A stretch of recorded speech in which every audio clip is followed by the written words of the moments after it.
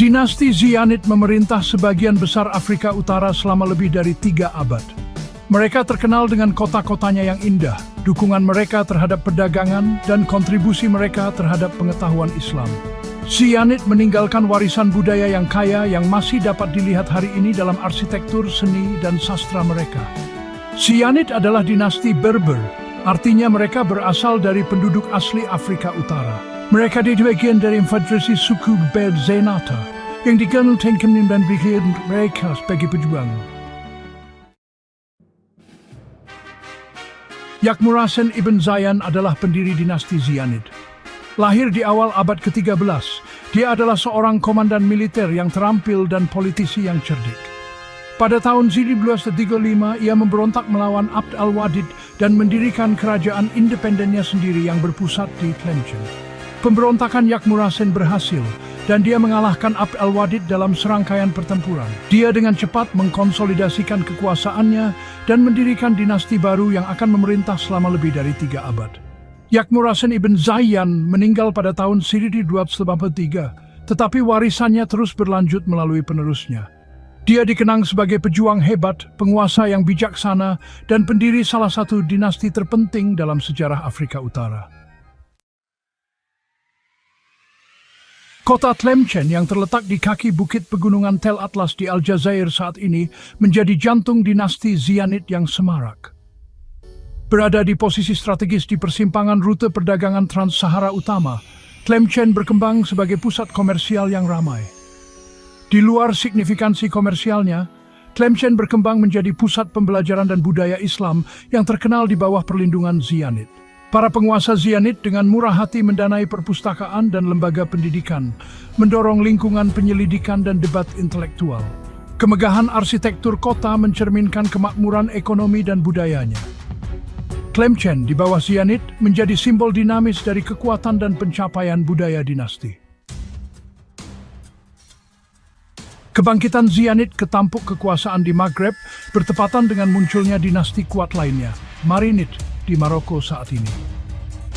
Kedua dinasti ini muncul hampir bersamaan, menciptakan dinamika politik yang kompleks di wilayah tersebut.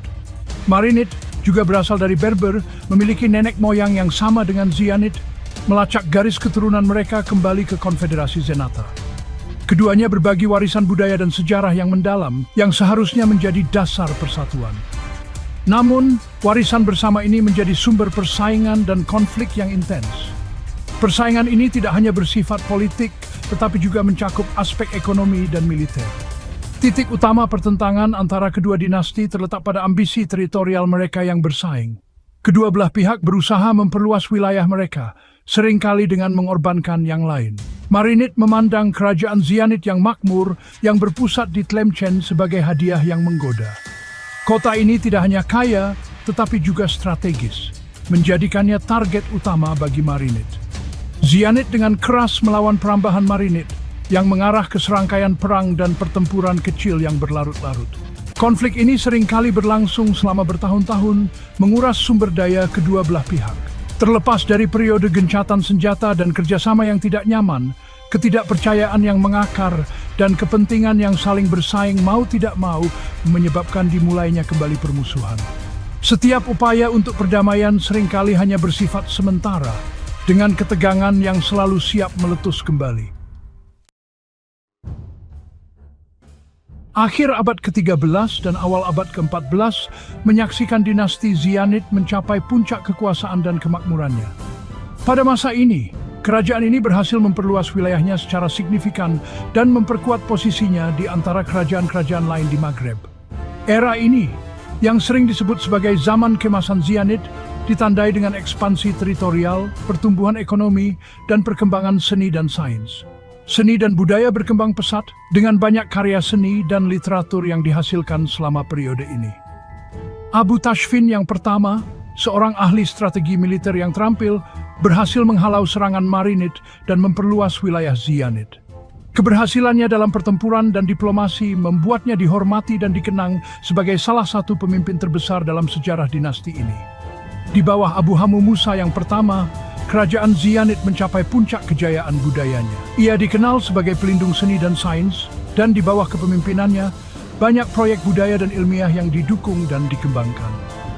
Seorang pelindung seni dan sains yang terkenal, Abu Hammu Musa yang pertama mengubah Tlemcen menjadi pusat kegiatan intelektual dan artistik yang semarak.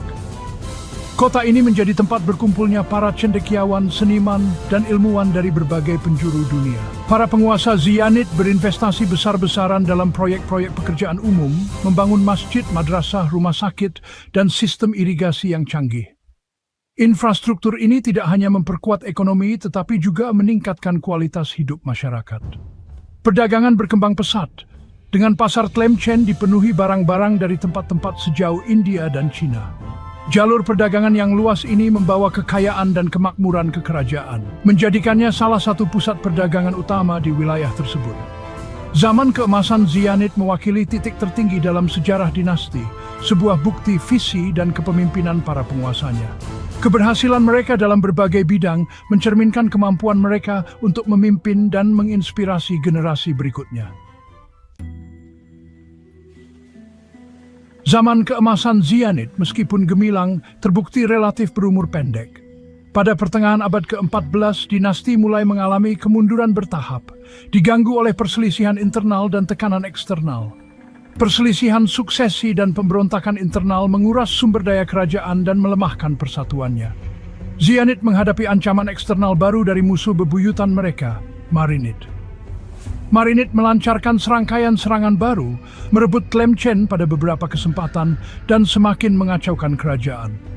Munculnya ancaman baru di panggung internasional, seperti Reconquista dan Kekaisaran Ottoman, menambah kompleksitas lanskap geopolitik. Zianid, yang dulunya merupakan kekuatan dominan di Maghreb, mendapati diri mereka semakin terjebak dalam cengkeraman, terjepit di antara perpecahan internal dan meningkatnya tekanan eksternal. Kerajaan Dulunoi Makmur memasuki periode kemunduran Sepanjang yang berjuang untuk mempertahankan persatuan dan kemerdekaannya. Abad ke-16 menandai titik balik dalam sejarah Maghreb, dengan ekspansi Kekaisaran Ottoman ke barat secara dramatis mengubah keseimbangan kekuasaan. Kerajaan Zianid, yang sudah dilemahkan oleh perselisihan internal dan tekanan eksternal, mendapati dirinya langsung berada di jalur kemajuan Ottoman ini. Pada tahun 1954, pasukan Ottoman di bawah komando Salah Reis merebut kota Tlemcen, secara efektif mengakhiri 3 abad pemerintahan dinasti Zianid. Penguasa Zianid terakhir, Muhammad Ash-Sheikh, ditangkap dan dibawa ke Konstantinopel. Penaklukan Ottoman atas Tlemcen dan daerah sekitarnya mengakhiri dinasti Zianid dan mengantarkan era baru pemerintahan Ottoman. Jatuhnya Zianid, meski menandai berakhirnya suatu era, tidak sepenuhnya menghapus warisan mereka. Meskipun dinasti Zianid akhirnya menyerah pada arus sejarah, pemerintahan mereka meninggalkan jejak yang tak terhapuskan pada lanskap budaya Maghreb. Kota Tlemcen, yang menjadi pusat kekuasaan mereka, masih menyimpan banyak peninggalan yang mengagumkan. Para penguasa Zianid terkenal karena perlindungan mereka terhadap seni, mendukung para seniman dan pengrajin untuk menciptakan karya-karya yang luar biasa. Dan pemerintahan mereka menyaksikan perkembangan kreativitas arsitektur yang luar biasa. Bangunan-bangunan megah dan struktur-struktur indah yang mereka tinggalkan menjadi saksi bisu dari kejayaan masa lalu. Masjid Agung Tlemcen, dengan menara yang menjulang tinggi dan karya plesteran yang rumit, adalah salah satu contoh terbaik dari arsitektur Zianid. Berdiri sebagai bukti selera dan kepekaan artistik mereka yang halus. Setiap detail dari plesteran dan ukiran menunjukkan dedikasi mereka terhadap keindahan dan kesempurnaan.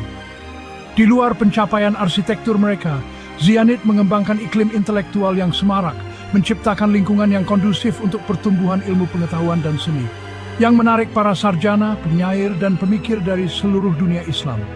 Mereka datang untuk belajar, berdiskusi, dan berbagi pengetahuan di bawah naungan Zianid.